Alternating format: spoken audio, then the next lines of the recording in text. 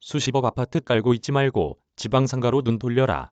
최근 파이어족을 희망하는 이가 늘고 있지만 파이어족이 되더라도 노년까지 안정적인 수입을 만들기란 쉽지 않다. 파이어족 현영호 씨는 기대 수명 120세 시대의 정년퇴직 후 60년을 어떻게 살 것인지 생각하면 투자는 또는 선택이 아닌 필수라고 강조한다. 현 씨는 1992년 총잣돈 2,200만 원에 대출금 3,300만 원을 보태 서울 노원구 하계동 18평형 아파트를 사는 것으로 부동산 투자에 첫 발을 내딛었다. 이후 도곡동 아파트, 대치동 아파트에 차례로 투자하며 투자금을 늘렸다. 강원 강릉 아파트, 상가주택, 오피스텔 투자로도 안정적인 수입을 올려 2014년 드디어 파이어족을 선언했다. 그에게 오락가락한 부동산 정책 속에서 현명하게 투자하는 법을 들었다. 부동산 투자만으로 파이어족이 된 게 특이하다. S그룹 종합상사에서 직장생활을 시작했다. 회사 특성상 해외 주재원 파견 기회가 꽤 있었는데 주재원으로 일하면서 한국에 있는 집으로 돈을 번 선배를 많이 봤다. 그 덕분에 자연스럽게 부동산에 눈뜨게 됐다. 무엇보다 주식 투자가 나와는 안 맞았다. 2014년 파이어족을 선언할 때 자산 규모는 상가 건물 한 채와 지방 소형 아파트 5채가 있었다.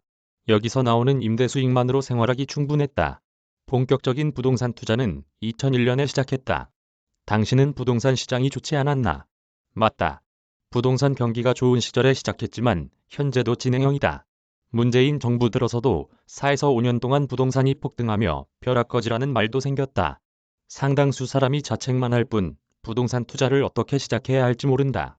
하지만 지금도 틈새 시장이 분명히 있다. 부동산 법인 설립 증가 추세. 최근 부동산 규제 정책이 강화되고 있다.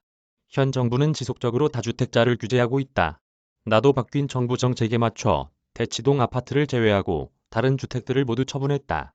이전까지는 상가주택과 소형아파트 여러 채에서 나오는 임대 수익으로 파이어족이 됐는데 그걸 모두 처분하고 올해 초 주택수에 포함되지 않는 상가로 갈아탔다.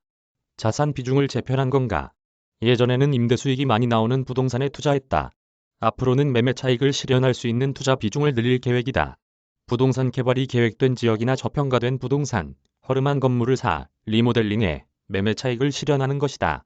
하지만 이미 1주택을 보유하고 있어 새로 주택을 매수하면 불이익이 따른다.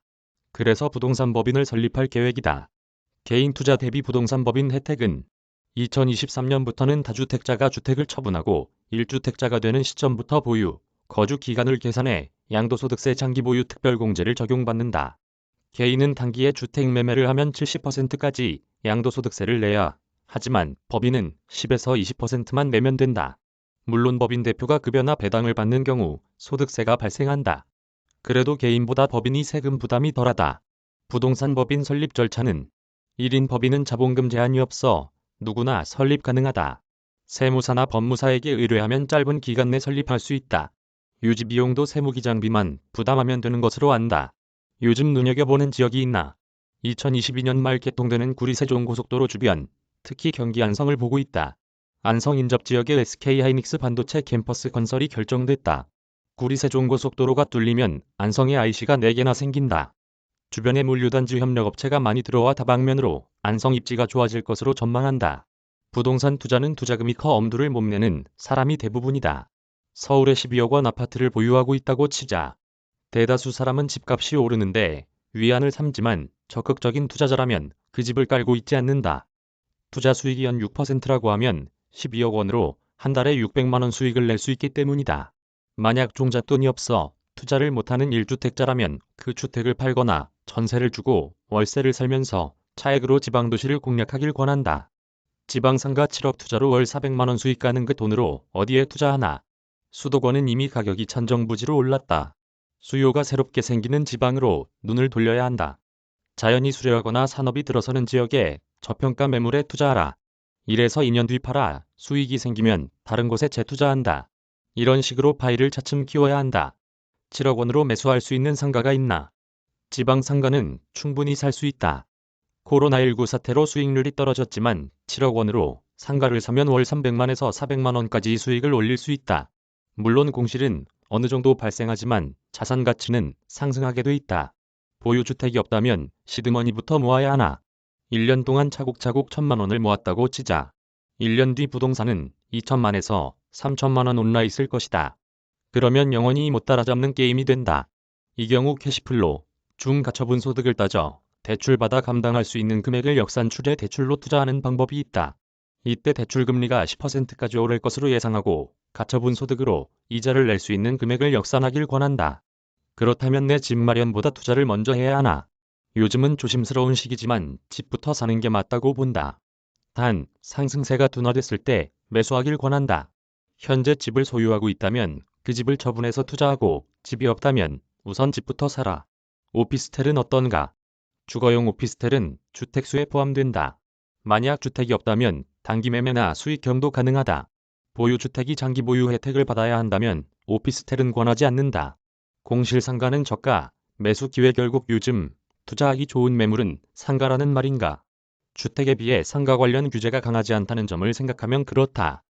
코로나19 여파로 상가 공실이 속출하고 있지 않나? 오히려 공실 때문에 저가, 매물이 나오고 있다. 기회인 셈이다. 만약 6개월 후 완전한 위드 코로나로 간다면 매수해야 하는 물건이 많다. 개발 가능성이 큰 지역이나 유동인구가 많은 지역을 유심히 보다 저가, 매물을 사길 권한다. 부동산 매매 시 원칙은 살 때부터 돈 벌자는 생각으로 가격 내고를 타이트하게 해야 한다. 나는 지역 평균가보다 10% 이상 저렴한 매물을 주로 매수한다. 물론 특별한 하자가 없어야 한다. 시장에도 다양한 플레이어가 있고 매도자가 상황에 따라 급매하는 경우도 있다. 이런 기회를 잘 포착하는 것이 필요하다. 수익형 부동산 투자 시 고려할 점은 연 6%가량 수익률이 발생하는가다. 부동산 조정은 언제쯤 올 것으로 예상하나? 최근 많은 전문가가 조정이 올 때가 됐다고 말한다.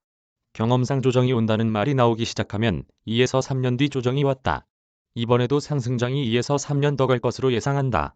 단기간 공급은 당연히 어렵고 내년에는 대선과 전국 동시지방선거가 있다 보니 정책이 완화될 수밖에 없다. 큰 배가 직진하다 턴하려면 오랜 시간이 걸린다. 부동산도 마찬가지다. 큰 금액이 움직이는 만큼 턴하는데 시간이 오래 걸린다. 부동산 투자를 부정적으로 보는 시각도 많다. 기대 수명이 늘어나는데 비례해 투자에 관심을 갖는 것이 사회가 더욱 안정화되는 길이라고 생각한다. 법 테두리 안에서 미래를 준비하는 것은 권장할 사항이다. 최소한 남들이 가는 것만큼은 나도 따라가야 하지 않겠나. 한 살이라도 젊을 때 부동산에 관심을 갖고 준비한다면 좀 더 윤택한 노년을 맞이할 수 있을 것이다. 매거진 동아 유튜브 채널에서 파이어족 현영호 씨의 부동산 투자법 인터뷰 영상을 시청할 수 있습니다. 포털에서 투벤저스를 검색해 포스트를 팔로잉하시면 다채로운 투자 정보를 만나보실 수 있습니다. 한여진 기자 이메일 주소